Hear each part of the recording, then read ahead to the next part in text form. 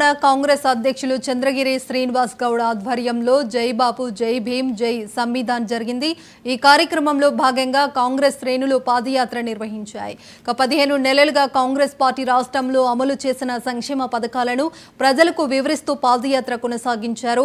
10 ఏళ్లలో టీఆర్ఎస్ బీజేపీలు వేములవాడకు ఏమీ చేయలేదు। సీఎం రేవంత్ రెడ్డి 15 మాసాల్లోనే చేసి చూపించారు। ఇక గత ప్రభుత్వం రాష్ట్రాన్ని అప్పుల కుప్పగా మార్చినప్పటికీ కాంగ్రెస్ ప్రభుత్వం రాజీ పడకుండా ఒకవైపు అభివృద్ధి మరోవైపు సంక్షేమంతో ముందుకు వెళ్తుందని శ్రీనివాస్ గౌడ్ అన్నారు। ఇక త్వరలోనే వేములవాడకు 3500 ఇండ్లు మంజూరు కాబోతున్నాయని ఆయన అన్నారు।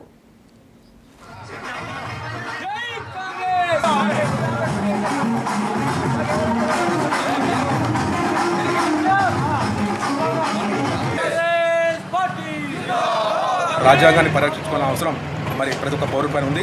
రాజ్యాంగాన్ని పరిరక్షించుకోవాలి।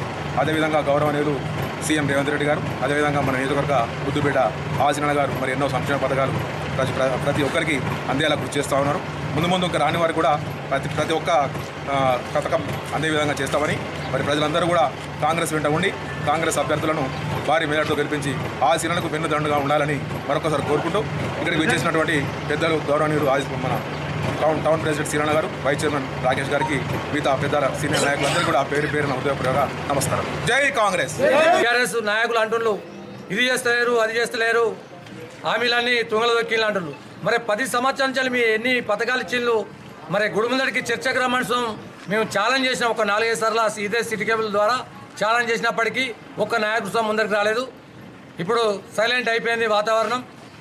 27వ తారీఖు నాడు ఇంకా ఏమో ఉద్ధరిస్తామని రాష్ట్రాన్ని అప్పులుగా చేసి ఇంకా ఏమో ఉద్ధరిస్తాం ఈ ప్రభుత్వాన్ని తిట్టడానికే బహిరంగ సభ వరంగల్లో బహిరంగ సభ చేయడానికి తరలి వెళ్దామని ప్రచారం చేసుకుంటున్నారు। ప్రజలారా ఆయన చేసేది ఏం లేదు, అక్కడికి పోయే అవసరం లేదు। కాంగ్రెస్ పార్టీని నమ్ముకోండి, ప్రతి ఒక్కటి అమలు ఇస్తామన్న మాట, ఇస్తామని చెప్పిన మాట। బాపట్ల